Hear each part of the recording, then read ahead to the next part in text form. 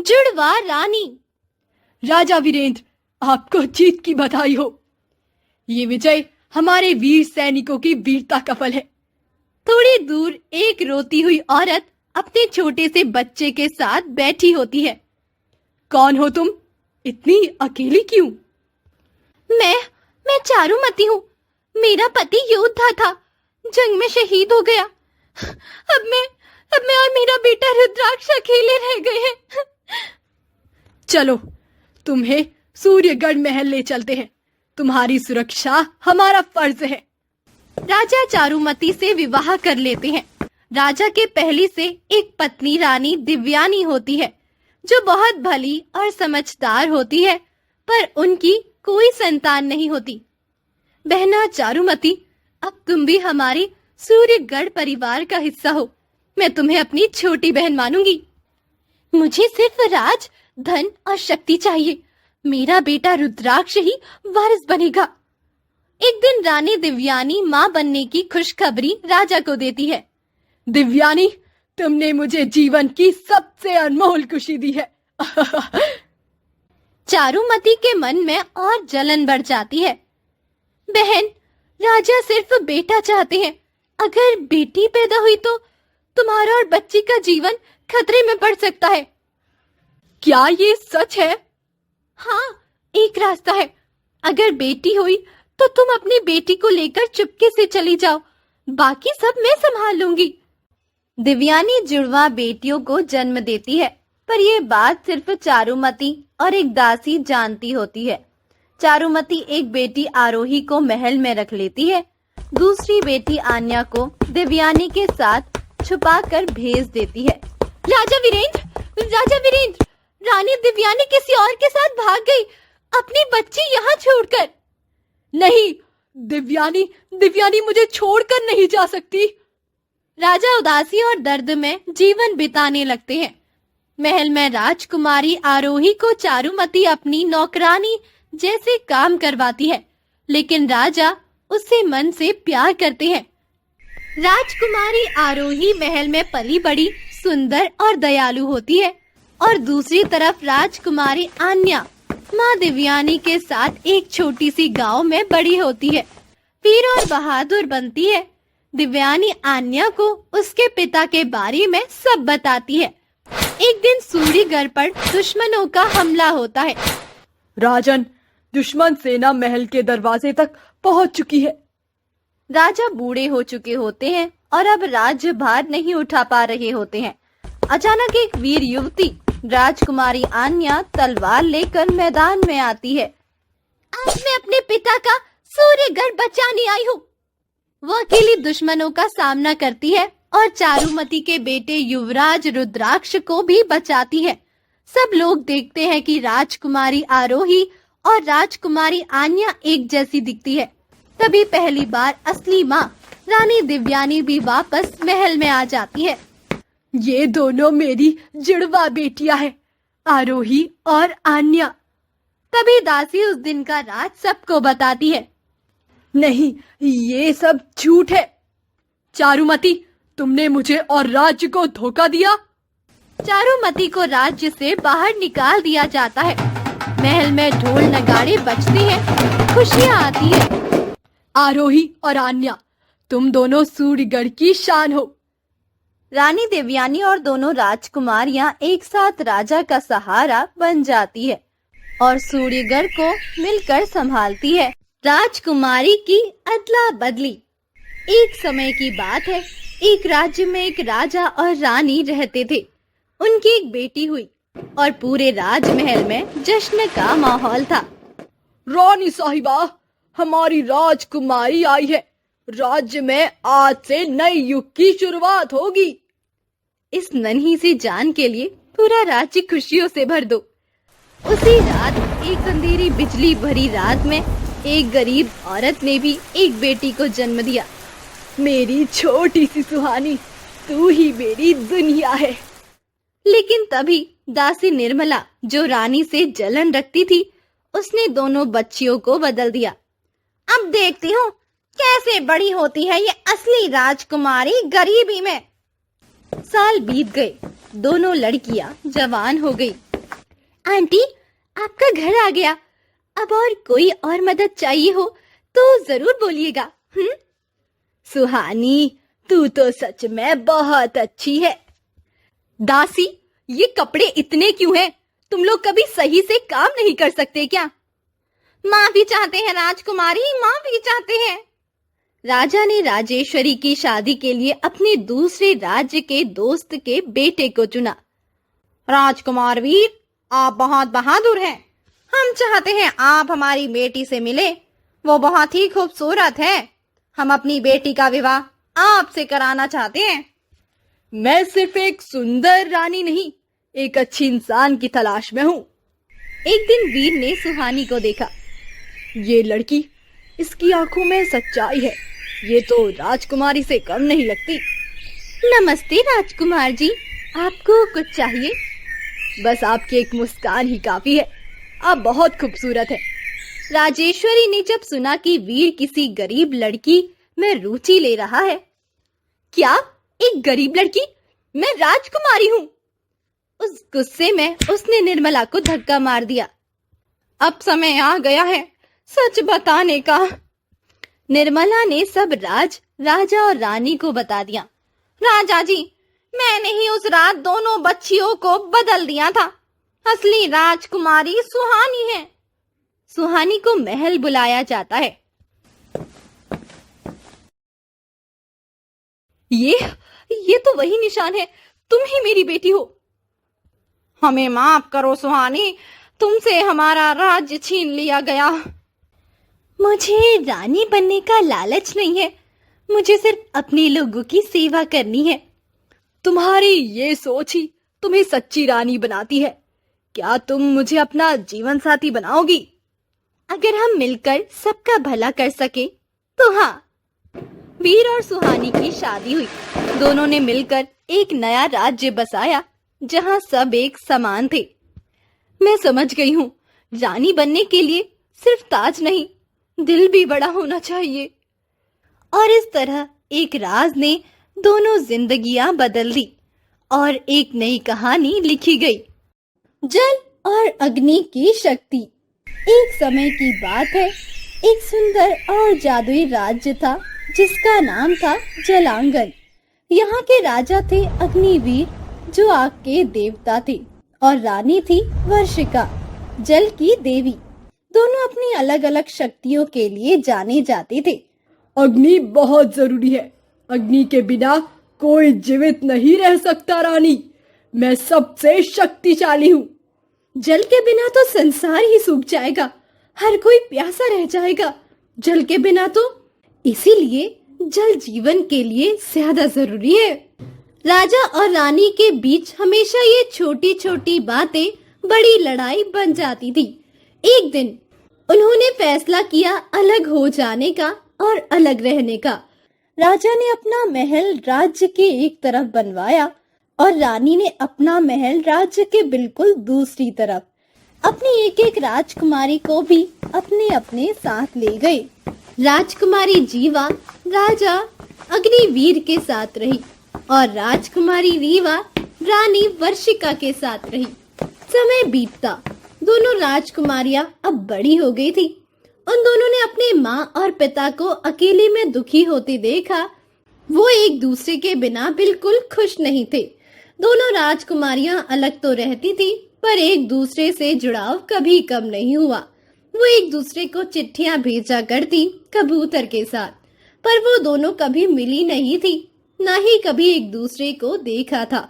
एक रात दोनों राजकुमारियों ने एक उम्मीद से भरी चिट्ठी एक दूसरे को भेजी। उस चिट्ठी में चुपके मिलने की बात लिखी गई थी। वो दोनों रात को अपने अपने महल से छुपकर निकलती है और एक दूसरे से मिलती है। तुम्हें देखकर लगता ही नहीं कि हम इतना समय एक दूसरे से दूर रहे, और तुम तो बिल्कुल मेरी जैसी लगती हो। और तुमसे मिलके लगता है जैसे मेरी अधूरी दुनिया पूरी हो गई। कितना कितना मिस किया मैंने तुम्हें, मेरी बहन। लेकिन हम दोनों जानते हैं कि माँ और पिता एक दूसरे के बिना खुश नहीं है। उनकी आंखों में चुप्पी, उदासी दिखती है। हमें कुछ करना होगा जीवा, वरना हमारा परिवार हमेशा बिखरा ही रह जाएगा। हमें मिलकर अपने परिवार को बचाना होगा। दोनों राजकुमारियां मदद मांगने चली जाती है आकाश की रानी इंद्र देवी के पास। इंद्रा माँ, हम चाहते हैं माँ पिता फिर एक हो जाए, लेकिन उन्हें एक दूसरे की अहमियत समझनी होगी। अगर वो दोनों एक दूसरे से नहीं मिलेंगे, ना ही बात करेंगे, तो बात तो और बिगड़ जाएगी। हम चाहते हैं आप किसी शक्ति का इस्तेमाल करें और उन्हें एक दूसरे की कमी का एहसास करवाएं, ताकि उन्हें समझ आए कि एक दूसरे के बिना जीवन अधूरा है। तुम दोनों में काफी समझ और प्रेम है। मैं तुम दोनों की मदद जरूर करूंगी। अच्छा चलो, थोड़ा जादू दिखाते हैं। इंद्रा रानी ने अपने जादू से मौसम में बदलाव किया, जिससे अग्निवीर के हिस्से में आई तीखी गर्मी धरती तपने लगी। दूसरी तरफ वर्षिका के राज्य में बारिश ने जीना दुश्वार कर दिया। ये सूरज, क्या आग उगल रहा है? ये खेत सूख गए, लोग प्यासे मर रहे हैं। पिताजी, माँ से मदद मांग लीजिए। जल के बिना हम कुछ नहीं कर सकते। इसी तरह चलता रहा तो गांव वालों को इससे भी बड़ी मुसीबत का सामना करना पड़ेगा और दोष आप पर ही आएगा, राज्य के राजा पर। अब तो जिद छोड़ दीजिए अपनी पिताजी, प्रजा के लिए ही सही। ये बारिश रुक ही नहीं रही।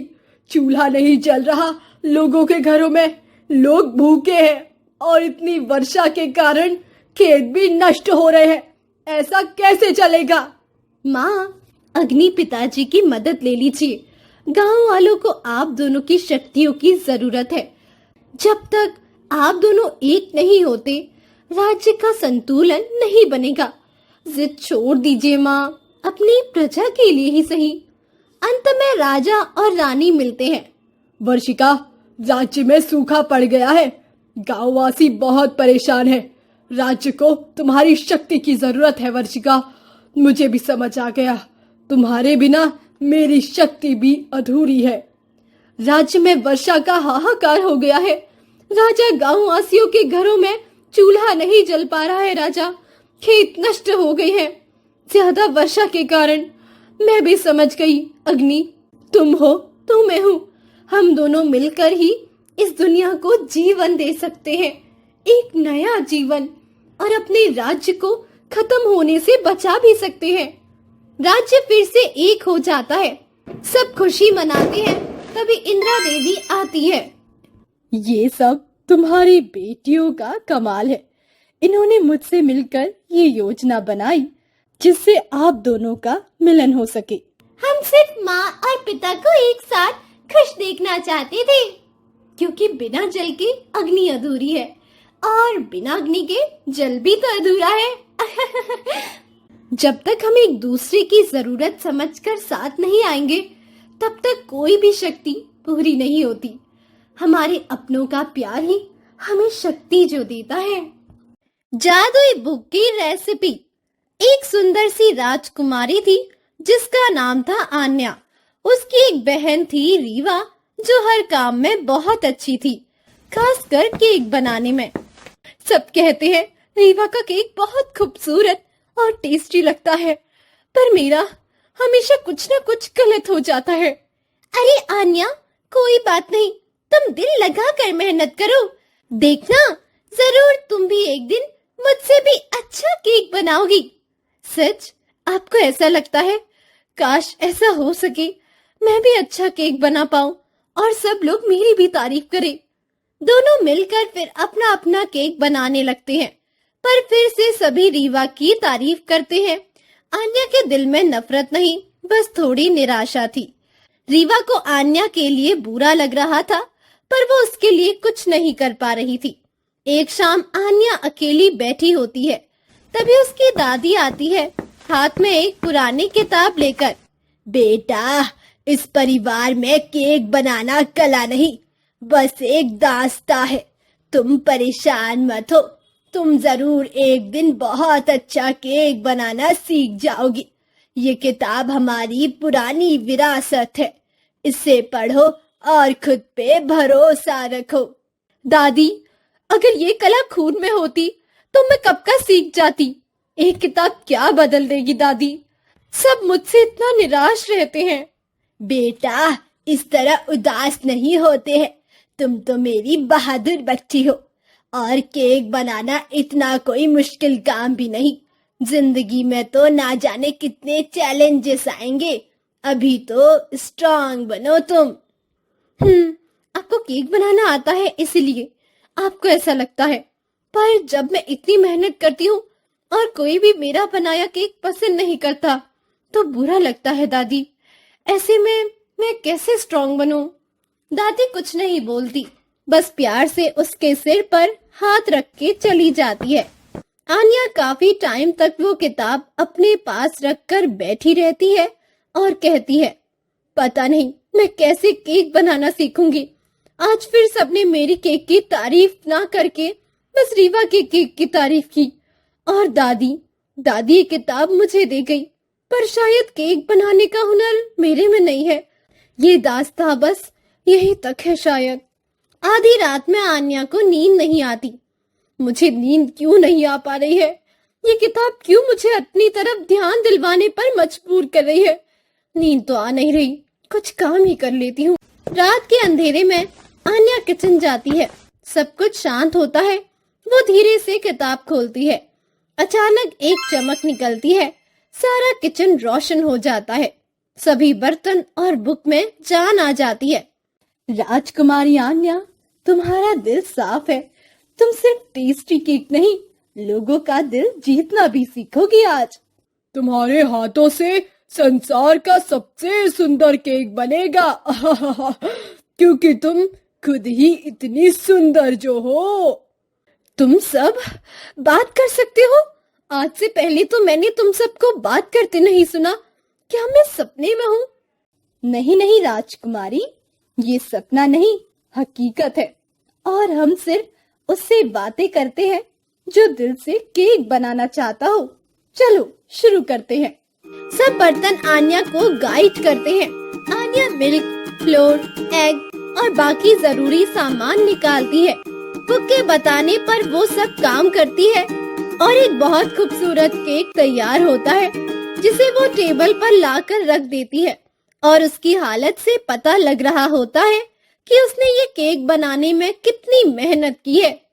मैंने कर दिया, ये केक मेरा बनाया हुआ है। कितना सुंदर है, वाह! पर ये खाने में कैसा होगा? ये केक आपने ही बनाया है राजकुमारी, और जितना शानदार ये दिखने में लग रहा है, उतना ही टेस्टी ये खाने में भी जरूर होगा।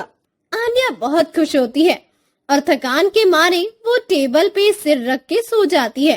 केक ग्लो करता है। रात गुजर जाती है और अगली सुबह सब लोग टेबल के पास आते हैं। रीवा, दादी और महारानी हैरान हो जाती है। ये केक किसने बनाया? दिखने में तो ये बहुत टेस्टी है। लगता है किसी ने मेहनत से ज्यादा अपना दिल लगाया है इस केक को बनाने में। आन्या की नींद टूट जाती है। वो उठती है और सबको अपने पास देखती है। आप पूरी रात यही थी क्या राजकुमारी? और ये केक, ये आपने बनाया है क्या? ये दिखने में तो बहुत ही अच्छा लग रहा है और खुशबू भी बहुत अच्छी आ रही है। मैं तो खुद को रोक ही नहीं पा रही इसे टेस्ट करने से। जी, ये मैंने ही बनाए हैं। सब एक एक बाइट लेते हैं। ये तो राज्य का सबसे स्वादिष्ट केक है। मैंने आज तक इससे टेस्टी केक नहीं खाया है। वाह, शाबाश राजकुमारी आन्या, आज तक का सबसे बेहतरीन केक, क्योंकि इसमें सिर्फ टेस्ट नहीं, प्यार और कोशिश है। तुमने कर दिखाया मेरी प्यारी आन्या। तुम्हारे हाथों में भी वही जादू आ गया जो कई सालों से हमारे खानदान में है। आन्या और रीवा एक दूसरे को गले लगा लेती है। तुमने कर दिखाया आन्या, तुमने मुझे सिखा दिया कि मेहनत और दिल मिलकर सब कुछ मुमकिन कर देते हैं। और तुमने मुझे सीखने की हिम्मत दी। Riva, thank you so much. कभी कभी सबसे खास रेसिपी होती है हमारे अपनों का हम पर अटूट भरोसा। Thank you so much video यहाँ तक देखने के लिए। Please like, comment, share and subscribe to Hindi Tales. हम फिर मिलते हैं नेक्स्ट वीडियो में। Bye bye.